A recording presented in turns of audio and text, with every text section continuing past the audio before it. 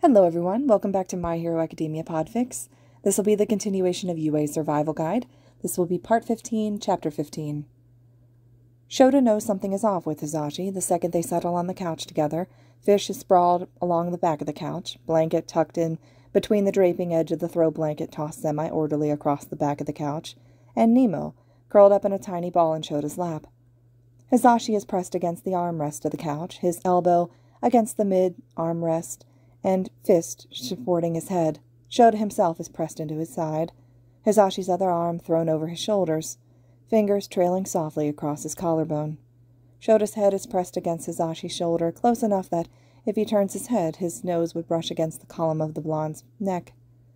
There's an American film playing, subtitles running across the bottom of the screen, both because of the language barrier, as well as the fact that Hizashi has the television volume set to the lowest setting for the teenager that's sleeping down the hall. It's late. Not incredibly late, but late enough to know that Hizashi had shooed Midoriya off to bed so he's ready for the festival tomorrow. The kid hadn't put up any fight, simply smiled, bowed his head, and wished them a good night. Shouta can't help but hope at some point the teenager will settle into this, relax a little around them. He in no way wants a moody, bratty teenager around, but he'd like to get to a point where Izuku is comfortable enough with them to be just that, a normal teenager, content in their life and comfortable with their guardians. He especially hopes the teen will settle down when he's finally here to stay. The underground hero knows the boy is nervous about the aspect he might be taken away from them. He thinks Izuku is biding his time and keeping himself at arm's length, simply because he doesn't want to be stripped from whatever has become familiar to him for a second time in as little as a few weeks. The poor kid just needs some normalcy in his life, but it can't really be normal until they have the all-clear for Izuku to remain with them. It would be cruel for Izuku to settle in, become familiar, a part of their odd little family, and then be ripped away from it. It's cruel, but Shouta won't put it past the social services. At this point, he's not even sure they have the children in mind whenever he deals with them. Never usually as one-on-one as this, Izuku's case and his direct participation, but in passing. They seem to like control, and relying on the easiest option, depending. Just another corrupt government branch. Shouta won't lie and say he's not a bit nervous either about the fact that though his student might be pulled from his custody and shipped off to some shitty group foster home somewhere against his wishes, he knows he'd fight tooth and nail to get the kid back if that were to happen, but that could take weeks, months, or maybe even years. He just prays everything works out, and the social worker is satisfied when that 2-week trial period hits. And he knows that's been a thought for Hizashi too, but that's not what's off about him. He'd been vocal about how much he wants Izuku to stay, both to Shouta in private as well as to the teen in question as well. Spoken easily about his worries that the teen may end up swept into the foster system despite the perfectly good home for him with them. That's the thing about Hizashi. He'd always tended to be vocal about his thoughts and worries. It was something Shouta always admired about his husband, since he himself was terrible at showing emotion and putting things into words. Shouta lets his head fall back against Hizashi's shoulder softly, lulling his head so that his ear presses against the junction between Hizashi's shoulder and his neck. Hizashi is staring off in the direction of the TV, but Shouta can tell he isn't watching it. He studies his husband, thoughts of how wrong this feels, only deepening when his husband doesn't even seem to notice his eyes on him. Shota's so used to getting caught staring at his husband that when he doesn't, it makes his skin prickle like something's wrong. His fingers are still dragging feather-light touches across Shota's shoulder absently, but he hasn't moved, or talked, or even glanced at the television. Shota's gaze travels along his husband's jaw before catching on his ear. Huh. You're still wearing your hearing aids, Shouta mumbles, accusingly. It's not like Hizashi doesn't like wearing them. He does. He likes to hear his music and conversations going on around him, being a part of said conversations. He listens to the TV playing the news when they have it on, and most recently, he likes to hear Izuku ramble. But in the evening, after long days of teaching and his radio show and patrol, and villain fights, he adores the silence when decompressing. The past couple days, since Izuku had fallen into their laps, he'd been wearing them until after the kid headed to bed, before taking that much-needed hearing break that he usually does. They usually end up watching English films on nights like tonight where neither has anywhere to be, which is rare occasion between all their jobs, because he likes reading the English subtitles, even though he'd understand the words just as clearly if they were speaking Japanese. So to see him still wearing them, when there's really no need this time of night after the kid's asleep, and won't be looking for them. And since the two of them can talk using JSL, since that's the only second language Shouta had made sure that he was fluent in, it's a bit worrying. As is the delay in which his husband drags himself from his thoughts. Huh? Hizashi's attention finally crawls back to Shouta, chin angling down to look at him. His eyebrows furrow lightly in surprise at how close Shouta is suddenly, their faces just hardly separated by the height of Hizashi sitting up, and Shouta leaning down on him. Oh, I must have forgotten to take him out when I changed. It's not weird, per se, that they're still in his ears. Hizashi wears them around the house a lot, but he had gone into their room and changed into his pajamas. That's usually the point in which the blonde will take them out and charge them. It's rare Hizashi forgets to take them out, because, as loud as he is, and as much as he seems to like his own voice, he adores his evenings of silence before bed. It's how he winds down. What are you thinking about? Shouta shifts closer, and Hizashi's arm tightens around him as he does so.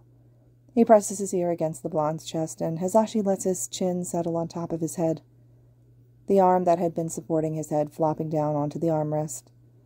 The arms around him squeeze lightly after he asks, but Hizashi doesn't answer right away. Hizashi had been off since yesterday afternoon. Not off enough for Shouta to question it. Sometimes Hizashi just needed time to work through things alone before he'd seek another opinion or talk to him about it, but he'd seen the subtle change. He'd known Hizashi for 15 years now. They'd dated for 13 and been married for 7. He knows this man better than he probably knows himself. He knows when Hizashi's putting on an act, feigning his present Mike, happy-go-lucky persona as opposed to stepping directly into it. Hizashi likes to keep up his front, even when he's not quite feeling up to it. For the teachers, for Izuku, for the students, sometimes even for Shouta himself, which is very, very rarely where it slips past the underground hero. He can tell the difference between the authentic present Mike that Hizashi well and truly is, that side of himself that's been there since the dark-haired man had met the blonde years and years ago, and the present Mike that Hizashi forces himself into in order to keep up appearances. He'd been drawing a fine line between the two personas since yesterday, so something must have happened. His husband sighs, fingers still sprawled on Shota's collarbone, pausing. I'm worried about Izuku. Shouta squeezes his eyes shut, huffing out a breath. We'll do everything we can to keep him here, Hizashi.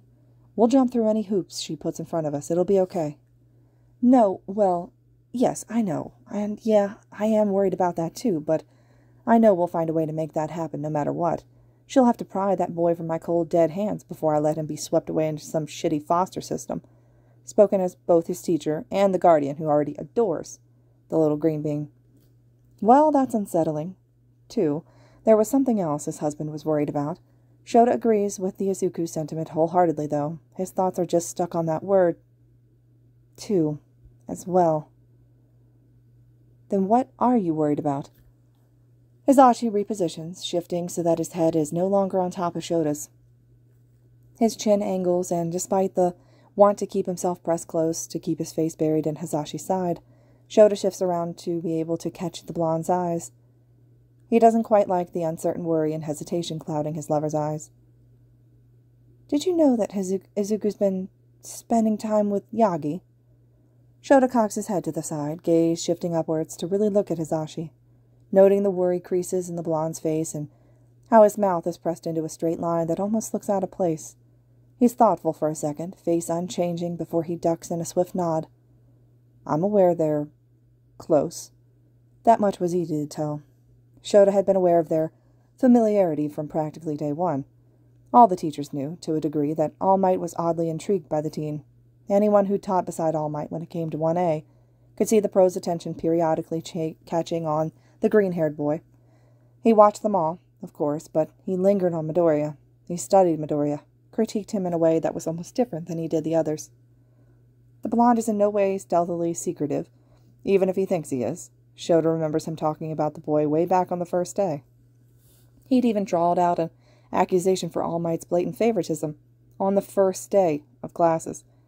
Yagi had brushed it off, and in turn, so had Shouta, who'd thought he had better things to be doing than standing like an idiot with the #1 hero. Then there had been what Tsukauchi had said to the boy. You're All Might's kid, aren't you? When they'd arrived at the police station. Then there was the obvious hero worship that Izuku had for the pro, but that wasn't Izuku's specifically. It was Hard to find children who never looked up to All Might at some point or another. Why? The question rolls off the underground hero's tongue easily, eyes focused completely on the other man. The television is nothing but white noise, easily drowned out by the chilling worry that's spreading through Shota's chest. It wasn't odd to see All Might stop Izuku in the halls, talking hushed to the kid, but now that he's really thinking about it, did he do that with any of the other students, or just with Izuku? Izuku had never seemed uncomfortable or hesitant. Even now, most of the time, the teen's eyes didn't twinkle like an awestruck toddler. It always seemed professional. Personal, but in a professional way. Hizashi shifts again, that slow action that's somewhere between uncomfortable and nervous. He draws in a breath and looks away as he answers. They came out of one of the conference rooms yesterday, during lunch. Shouta bites his tongue before he can stupidly ask, so, teachers come out of conference rooms with students is hardly out of the ordinary. Just weeks ago, Shouta himself had been in there with the kid. Hizashi had spent his fair share of time in those conference rooms as well, though he tended to talk to the kids in the comfort of the classroom instead.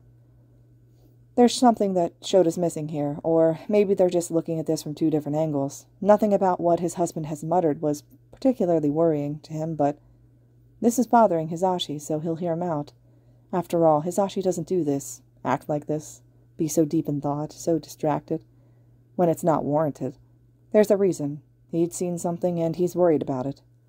A second drags on before his husband finally looks back at him, brow pinched and lips downturned. Izuku was crying, Sho. Crying? The dark-haired man repeated slowly, drawled like the word tasted bitter.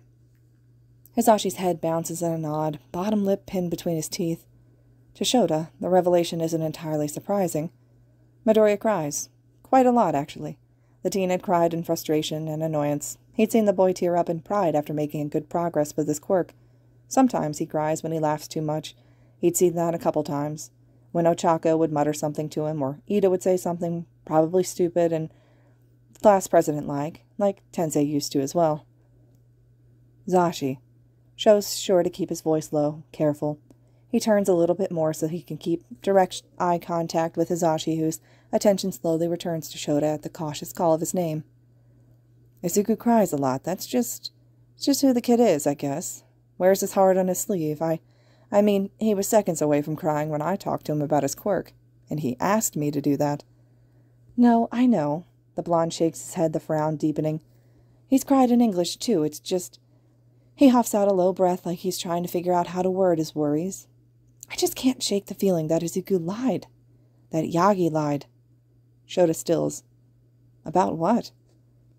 When I saw he was crying, I got worried, you know. He's my student, and I'd be worried about any of those little listeners crying, but it was Izuku crying. So I was really worried because, you know how I am. Because you're as soft for him as you are for fish. Okay, rude, the blonde huffs, shooing the dark-haired man a look of irritation that comes off far more fonder than anything else. And I'm just as soft for you as I am for them, but I'm being serious here, Sho. Sorry, I know. Shouta bows his head. Why do you think they lied? When I saw the tears, I asked if he was okay, and truthfully, he said he was all right. Which is fine, you know. He stuttered a bit, but he does that. It's normal for him. There's a short pause, but before Shouta can open his mouth, the question, what exactly the problem here was, Hizashi continues. What's not normal is the fact that Yagi answered for him. What? Told me he was talking about some extra credit to boost Izuku's grade. He didn't run that by me. Shouta shakes his head, a light frown tugging at his lips. I know. Hizashi's tone turns sour. I didn't ask about it until after Izuku left, but Yagi was just so innocent about it. They weren't acting weird or anything. I probably shouldn't be this worried, but to see Izuku leaving that room like that, face red and eyes puffy from crying, and All Might stepped out behind him, all pleasant with a smile? I mean, maybe it's true. Maybe that's exactly what happened. Just Shota's quiet for a moment as the blonde cuts himself off, head turning and gaze shooting to the television to avoid any eye contact. The dark-haired man blows out a slow breath through his nose before hooking a finger under his husband's jaw to gently force his attention back to him.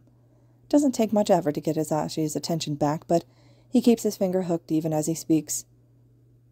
What do you think happened in there, Hizashi? I don't know, Hizashi whispers when they meet eyes.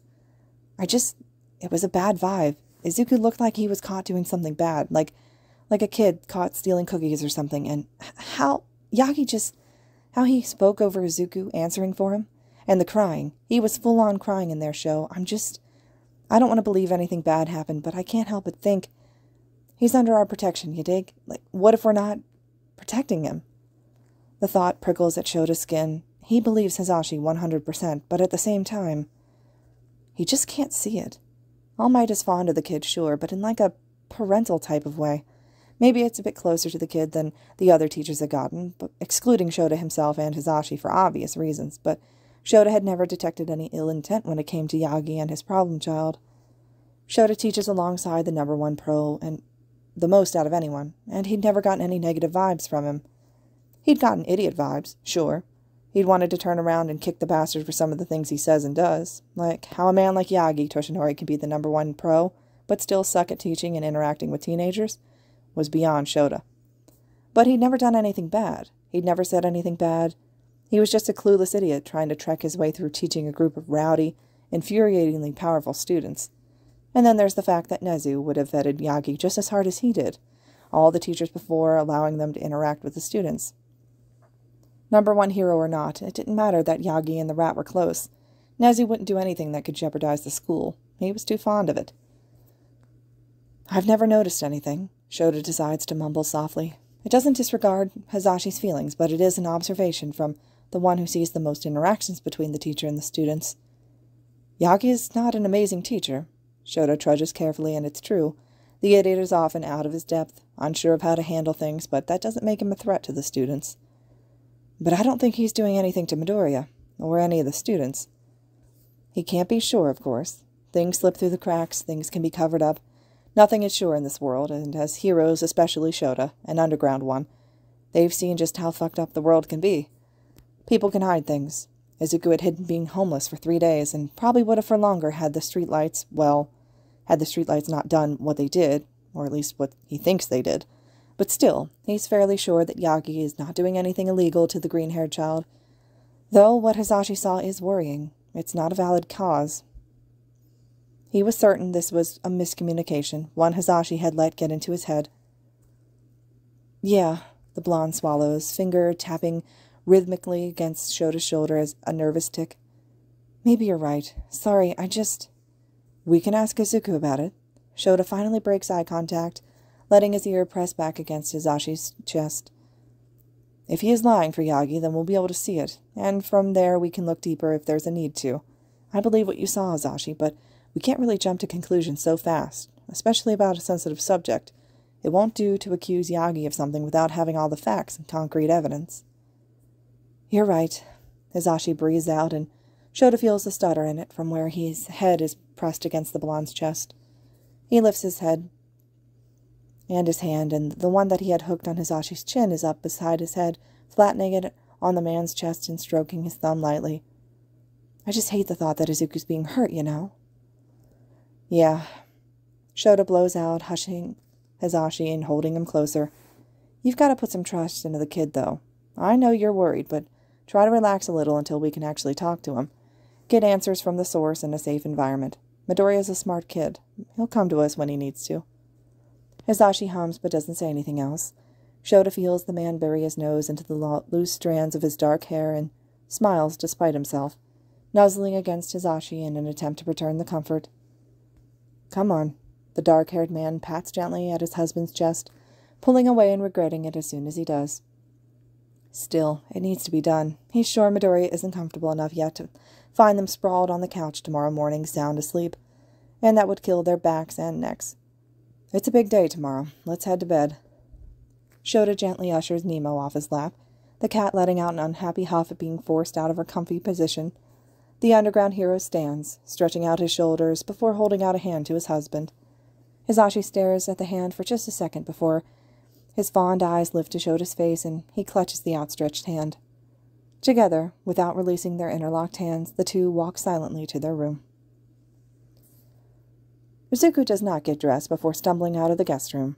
It had been cold in his room, and it had been cold with a ghost stood in his chest, and it was cold outside of the warm cocoon of his blankets. His pajamas were warm against his body, and the All Might sweater he tugged on after shivering was warm, and it just made sense to savor the warmth for as long as he could, without needing to strip it off so he could change into his uniform. He pads into the kitchen, still rubbing the sleep out of his eyes. Oboro had woken him up a bit earlier than he'd set his phone alarm for, but if there was a big breakfast waiting for him, he wanted to have time to savor it. The ghost was at his side, preppily keeping Izuku's slow, sleep-hazed pace.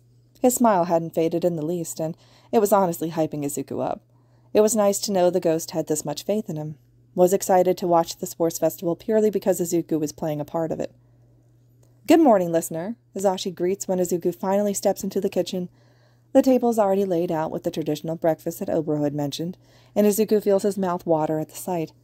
"I was just coming to wake you up. I'll be right back, though. I do have to wake up Showa, so don't let the cats up onto the table." Izuku gives a tired nod, smiling when his teacher passes by, before beelining down the hallway. He hears the man greeting Fish, who must have come out of Izuku's room, before he hears a door open. Izuku moves to sit down at the chair that he'd been using, a giddy feeling in his chest as he internally claims it as his own. It's been a while since he'd done that. My spot. "I'm so jealous, dude." Oboro huffs out a sigh, but even that sounds happy and excited. The ghost plops into the only chair at the table that doesn't have a meal in front of it, frowning at the array of food. "This looks so good." "It does," Izuku agrees, fingers twitching to pick up the chopsticks and dig in. He doesn't. That would be rude, but he's tempted to. It smells delicious. Izuku feels something brush up against his leg and looks down to see Blanket, and not far behind him is Fish, sitting in the doorway. "Sorry you can't have any." "I'm used to it." The ghost waves him off, shooting Izuku a light smile that doesn't completely reach his eyes. It's still warm and honest, but it's a downgrade from Oboro's usual look. The woes of being a ghost.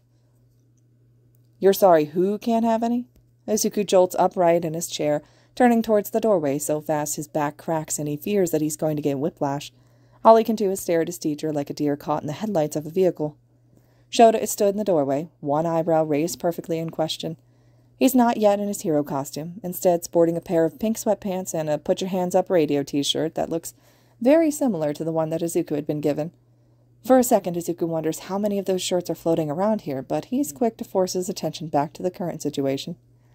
Izuku's eyes jerk away from his teacher, lingering on the ghost who blinks unhelpfully before he realizes, bad idea, with his teacher already watching him, so his gaze drops to his lap, and that's where he spots his saving grace. "Blanket!" the teen blurts out. "Sorry, Blanket, you can't have any. You're a cat." The cat blinks at him, then bats at Izuku's bare foot before standing up and strutting away, as if offended to be Izuku's scapegoat. Izuku watched the cat leave, and then when he meekly lifts his head, he sees Shota's gaze following the cat out of the kitchen. "Wow, nice save." Oboro snorts a laugh into his fist, tone so clearly teasing that Izuku has half a mind to whip his hand through Oboro's arm and pray he makes contact. "That totally fooled him. You're a master of deception, Izu." He's being tested. His level of restraint is definitely being tested. Right. His teacher's eyebrows furrow, but thankfully he appears too tired to actually question it. The dark-haired man steps into the room, ruffles Izuku's bedhead as he walks past towards the coffee pot that's just finished brewing. Izuku tries not to feel giddy when his teacher's fingers tousle through his hair as he passes, but he knows he probably has a stupid grin on his lips. And that's made clear by how Oboro huffs out a light, teasing little "aww" restraint. Swatting at the air will look weird. Restrain yourself, Izuku. He lets out a huff of air instead of interacting with the ghost, but he can't help but smile and let a small one curl onto his lips as he sees Oboro's wide, boyish grin. Hizashi returns just a second later as Shouta is finally joining Izuku at the table with his mug of coffee. Hizashi, unlike himself and Shouta, is already dressed in his hero costume with his hair up. He's not wearing his support items, his directional speaker is missing, and he's still wearing his regular hearing aids instead of the ones that are part of his costume. "Big breakfast for a big day. Can't have my favorite listeners going hungry now, can I?" The blond man cheers with a wide grin. He steps around Shouta in order to get his own seat, hand running along his shoulders as he moves. "Can't wait to see how all you listeners do. The festival is usually about the second and third years, but something tells me we have a hard time keeping our eyes off of 1A this year." "You think so?" Izuku cocks his head, holding his chopsticks now, but still waiting for his guardians to start eating first. "Certainly." Hizashi nods cheerfully, finally picking up his own chopsticks and digging in. Izuku follows suit, scooping some rice into his mouth. "Your class is a riot, between the quirks and the attitudes. It'll definitely be entertaining. I'm so glad we'll be commentating." You're telling me. Shouta huffs into his coffee mug. He seems to favor that over his food, but that doesn't really surprise Izuku in the slightest. Though riot isn't quite the word I'd use to describe them. I don't know how you talk to me into commentating, though. Aw, Sho, you're such a stick in the mud. Hizashi shakes his head with a laugh.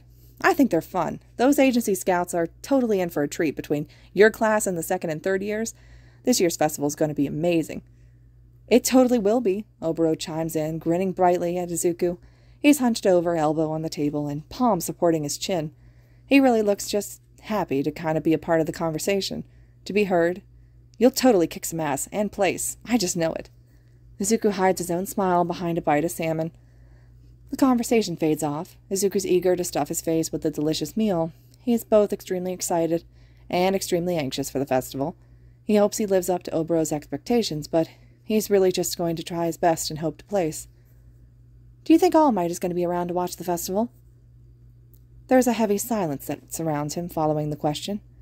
When he looks up, both his guardians are staring at him. He notices two things. First, Hizashi's eyes are locked on Izuku. Chopsticks slack and his fingers and mouth agape slightly. Secondly, beside him, Shouta is also staring, just instead of at Izuku, he's staring at Hizashi. His features are tightened in warning, and his fingers are tense around his chopsticks. The silence drags on for a long second. Not now, Hizashi. Shouta huffs out under his breath. He needs to focus on the festival. So do we, the blonde retorts softly, tone edging toward the wine. What's the matter? Izuku can't help but ask, lowering his hands to his lap as he looks between them. Shota's gaze snaps towards the teen, reading his expression before he looks back at Hizashi. Hizashi's gaze doesn't stray. I can't focus on the festival, Sho. Not until I know for sure. You guys are seriously going to do this now? Oboro groans, head hitting the table. Izuku almost is expecting the telltale thump that always comes when someone drops their forehead on a table, but it doesn't come. His eyes flick towards the ghost in question, but Oboro's not looking at him at all. You have the absolute worst timing, Hizashi. Izuku can almost feel as light as the atmosphere drowns under the seriousness of everything. It's almost tense, and he is not sure what to think or say. No one says anything for a long moment, his teachers seemingly having a conversation with their gazes. The longer the silence drags on, the more worried Izuku gets until he finally can't stand it. Did I do something? No, Shouta blurts as soon as the words leave Izuku's mouth. No, kid, of course not. It's something else, Hizashi tells him, straightening up and setting his chopsticks aside. You're not in trouble, kiddo, not in the slightest. Oh no, undivided attention. Don't freak out, Oboro whispers beside him, finally looking up again. I probably should have warned you this was coming, but, well, I didn't think they'd do this right now, right before the festival. And wow, doesn't that fill Izuku with confidence? Not. That didn't help in the slightest. In fact, he's even more nervous. If it wasn't something I did, then what's wrong? Izuku, sweetheart. Hizashi starts slowly, almost uncertainly. If someone was hurting you, you'd tell us, right? Hurting me? Izuku cocks an eyebrow, frowning at his teachers. Despite his earlier protest, Izuku has showed his undivided attention as well. He almost wants to squirm under their intense gazes, fiddling with his chopsticks as he continues slowly. Yeah, of course, I guess, yeah. Why? His eyes flicker back to Oboro, who's biting at his bottom lip. He doesn't dare move his head, but his eyes leave the ghost almost as if they'd settled on him. What's going on? Hizashi draws in a breath, and Shouta seems to lean in closer, curiosity and protectiveness all rolled into one odd facial expression. All Might has never done anything that, I don't know, made you feel uncomfortable, has he? Nothing inappropriate? All Might? Izuku feels his brain stutter to a halt. All Might doing something that made him feel uncomfortable? Like what? And what constituted inappropriate either? What was going on? Izuku froze. No, they didn't. Where on earth would they get that idea? Inappropriate how? Hizashi bites his bottom lip, glancing away before returning his gaze on Izuku. Why were you crying when you left the conference room on Wednesday? Oh, that. Right. He'd known this talk was coming at some point, but he hadn't known it would be like this. Maybe All Might had gotten into more trouble than Izuku had first assumed when leaving him there with Hizashi. Still, it's completely wrong. All Might hadn't done anything but sort of overstep and then hug him in an attempt to calm Izuku down. And to be fair, Izuku was the one who'd hugged him first. No, nothing of the sort. Izuku sucks in a breath, eyes dropping to his bowl of miso soup. They're watching him, studying him. He blows out the breath, wincing as he explains. I told him about my mother. You did? Shouta speaks for the first time since Hizashi took over the situation. Why? I didn't think you wanted anyone to know, which is completely fine. Everyone who needs to know does now, but I'm curious as to why you told All Might. Honestly, if All Might hadn't brought it up, Izuku wouldn't have told him. But he's not going to tell his teachers that. That seemed like it would be more problems than it's worth. And he honestly didn't want to get All Might into trouble. They'd already sorted their problems out. We're close, Izuku tells them slowly, cheeks instantly flushing at the floundering look of panic on Hizashi's face. Shota's face had twisted up similarly, but not quite as animated. Not like that! Izuku waves his hands frantically, accidentally phasing through Oboro. I mean, like, we met before Yuuei. He saved me from a villain in middle school, and since then he's been, I don't know, sort of keeping an eye on me, in like a completely professional hero, guardian sort of way, because, he's not, ew. And maybe the words tumble out before he can organize them, and maybe that might come off a bit rude. The eels might be a bit uncalled for, but Izuku has never even thought about anything of the sort. He'd never once felt uncomfortable with the pro. Frankly, he's a bit freaked out at the insinuation. All Might would never hurt him like that. Dude's like 50, Oboro added unhelpfully, cocking his head in Izuku's direction, eyebrow quirking with a knowing look. He's glad only he can hear the ghost's addition to the conversation, though even he doesn't really want to hear it. It's true, though. Izuku's only 15, and All Might is, well, at least 50. That is ew. I forgot you mentioned that you'd met All Might before school, but I didn't think you were that close.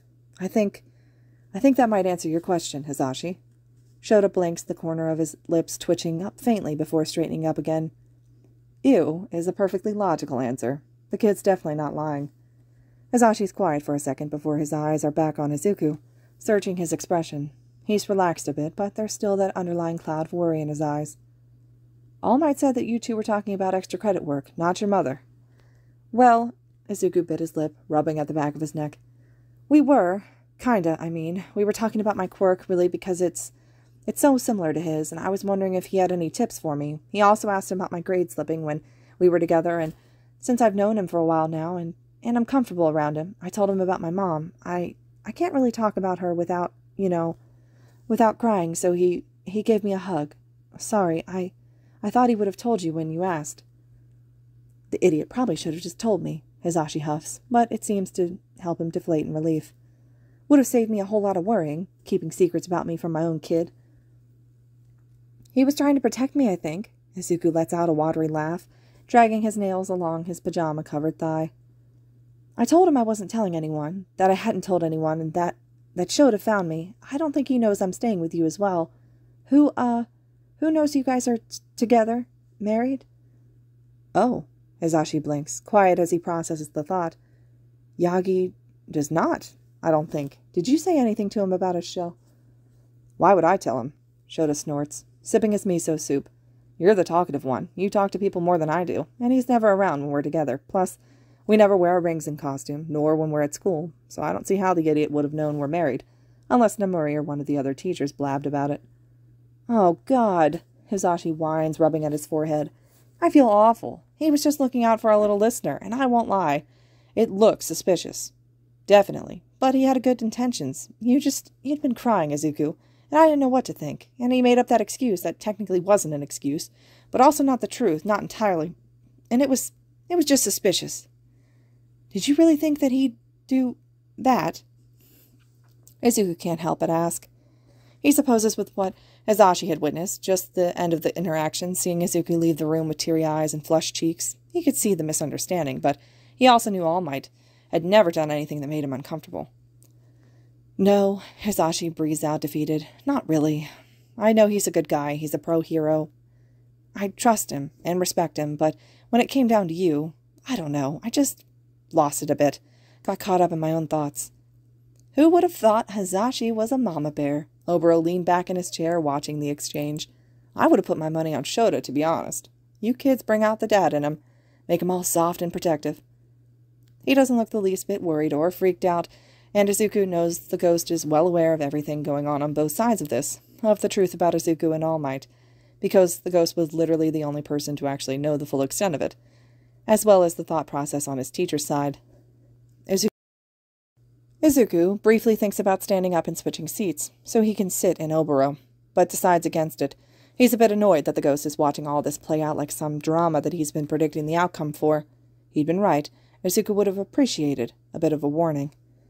The blond man leans back in his chair, palming at his forehead again.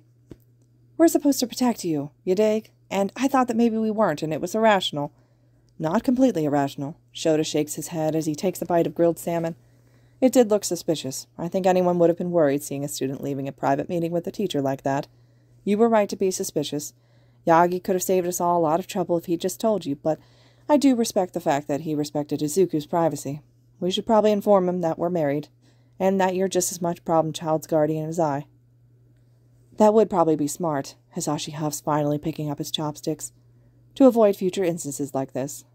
I'm so glad this was all just one big misunderstanding. I'm not sure my heart could take it if it was true. That's a yucky thought." "All Might has never done or said anything that has made me uncomfortable," Izuku tells them both, feeling the need to defend the pro. It's also a half-hearted attempt to quell the last of their worries. This was a false alarm. Izuku was fine. "But if he ever does, which he won't, I'll tell you." "That goes for everyone, not just Yagi," Shouta tells him seriously. "I hope this goes without saying, but you can come to us with anything, Izuku. We're doing something wrong as your teachers and guardians if you feel like you can't be honest with us. Any problem you're facing, whether you're still living with us, which you totally will be, we'll make sure of it," Hizashi chirps, cutting him off. The dark-haired hero huffs in annoyance before continuing as if he hadn't been interrupted. "Or somewhere else, we'll always help you out. You're my student, my current ward, but most importantly, Izuku, you're my kid, and nothing that social worker says will change that. Got it?" "Got it." Izuku nods lightly, feeling his cheeks heat up. "Thank you." "Nothing to thank me for, problem child. You just remember that no matter what." "You know, that went a lot better than I thought it was gonna," Oboro tells Izuku with a wide grin. "What a show. You only squirmed a little, honestly. Zashi and Sho were squirming more than you did. Props to you, Izu." Izuku does not pretend to wobble his chair and accidentally flop into the chair by his side. Oboro doesn't jump with a hiss of discomfort and a fierce glare as a chill of ghost presence climbs up Izuku, and the teen doesn't excuse himself with a bashful half-smile and a claim of being tired while he subtly shoots the ghost a triumphant, teasing grin. His teachers certainly don't share a glance of confusion before waving Izuku's oddness off and dismissing him to get dressed for the day. Of course not. But serves him right. Oboro finds himself tucked into a small corner of the observation/MC booth stationed in the audience of the stadium in which the sports festival takes place. It has arguably the best view of the arena in which the students will compete, but despite the good seat, Oboro can't help but wish he was down there too. Every year he's up here, and every year, despite how interesting this is, seeing all those nifty quirks and the next round of talented heroes showing their stuff, he's always bored. It's boring watching but not participating. It's boring seeing things, watching and being impressed, and wanting to share the amazement with his friends, which is impossible and has been for a good 13 years. It's boring listening to the small talk, shared between Shouta and Hizashi, not being able to add anything, listening to them talk and knowing he's not really there, that he doesn't exist, really, not to them at least. It's boring, but it happens every single year, the emceeing gig that Hizashi bends over backwards to do every year since he started teaching at Yuuei. It almost feels like it's different this year, though. He's got Izuku. Someone sees him. He's actually watching someone compete that he can cheer for, someone he can praise and congratulate and rave about their performance. He's psyched. It feels different, but he knows it's not. No. Izuku had narrowed his eyes into slits. Class 1A had left to follow Shouta to the stadium, but Izuku lingered, back unnoticed, gaze locking on Oboro. "I literally haven't said anything," the ghost had huffed with a laugh. He fiddles with his own fingers, cocking his head. His tone curls in a teasing manner, already knowing what the boy is knowing him for. "Know what, Izuku?" "No," Izuku repeats, his lips now quirked with humor. "Not yet, but I can practically read your mind at this point. No, you're not allowed to help me. In fact, you're not even allowed to step foot on the grounds, capiche? I have to do this alone. Technically, even if I do help, I really am not, because without you, I'm nothing, you know? I'm basically a figment of your quirk. Nice try, the teen snorts. You're speaking of a quirk that doesn't really exist, at least not according to my medical history or school records. No cheating. You're your own person. Your own person who will not be using my person at all.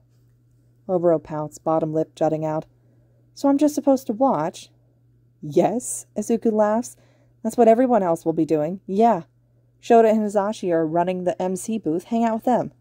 I do that every year. Boring, the ghost groans, falling forward dramatically. He fully expects to phase right through the teen, but to his surprise, his forehead catches on Izuku's shoulder. The teen gives a shiver, angling his head to arch an eyebrow at the ghost, but Oboro's too busy grinning. We're getting so good at this. All the more reason for you to hang back. The teen lifts a hand and pushes Oboro's head off him. Initially, he catches on the ghost, just enough pressure to push, but he slips through Oboro a second later. Oboro stumbles, pout deepening as the hand jumbles in his brain momentarily. I just want to keep this quirk a secret until I have some more control over it, you see. Until we can see what we really can do. What if you're in danger? Oboro drawls dramatically. You want me to just sit back and watch you suffer? The one person that I actually can aid, and you want me to do nothing? I'm a hero at heart, Izuku. You know that. I can't just do that. Fine, drama queen, Izuku huffs. If I'm about to die, and only if I'm about to die, you're allowed to help me. I'll give you permission for that. Don't let me die. But besides that, don't interfere. Great, the ghost chirps. I'll keep that in mind then. I'll be rooting for you from way up in that boring booth with your teachers who can't see me. Hey, actually, do you think if I talked into the microphone you'd be able to hear it? That would be so distracting. The green-haired teen scoffed lightly, but Oboro could see the wheels turning in the teen's head at the suggestion. We will definitely test that out, just not today. If you talk me through that mic at all, I will definitely make it my life mission to walk through you every chance I get. And remember, I live with you now. What if I'm solid? Oboro teased, falling behind the teen who's now fleeing